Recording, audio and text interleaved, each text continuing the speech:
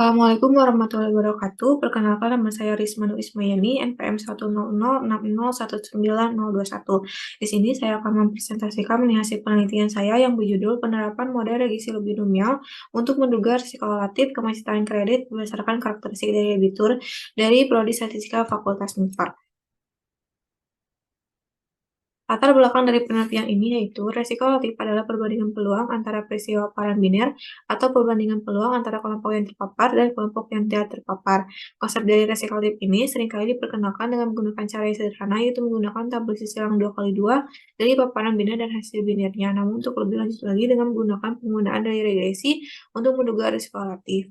ILM, famili binomial, dan fungsi Bunglov telah direkomendasikan bahwa penggunaan dari model regresi binomial secara langsung dapat menduga risiko relatif. Penelitian yang dilakukan oleh Martin dan Jess membandingkan dua metode untuk menduga risiko relatif. Hasil menunjukkan bahwa binomial lebih baik dari Robust Poisson. Regresi binomial ini cocok untuk memodelkan resi biner, contohnya seperti variabel kolektivitas kredit yang terdiri dari dua kategori, yaitu lancar dan macet. Oleh karena itu akan diterapkan pada data debitur kredit guna bakti yang merupakan data biner.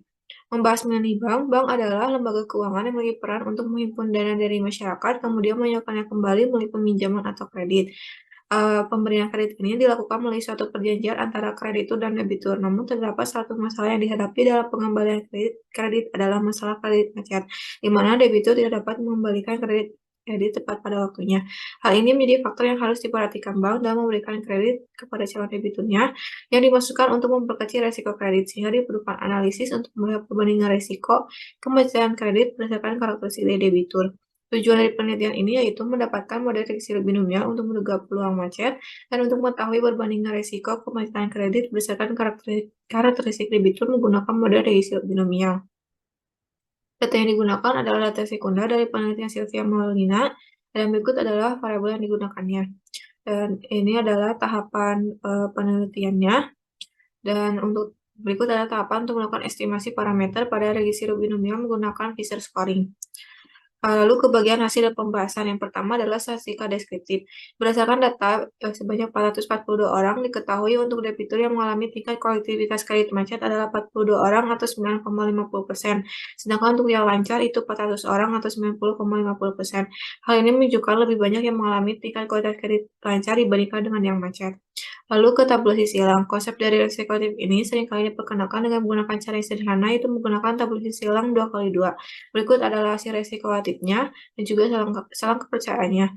Lalu melakukan pemodelan pada regresi binomial. Estimasi parameter pada regresi binomial akan menggunakan maximum likelihood estimation. Namun karena tidak terdapat solusi analitik, maka akan menggunakan metode numerik, yaitu Fisher scoring. Untuk nilai awalnya itu akan menggunakan OLS.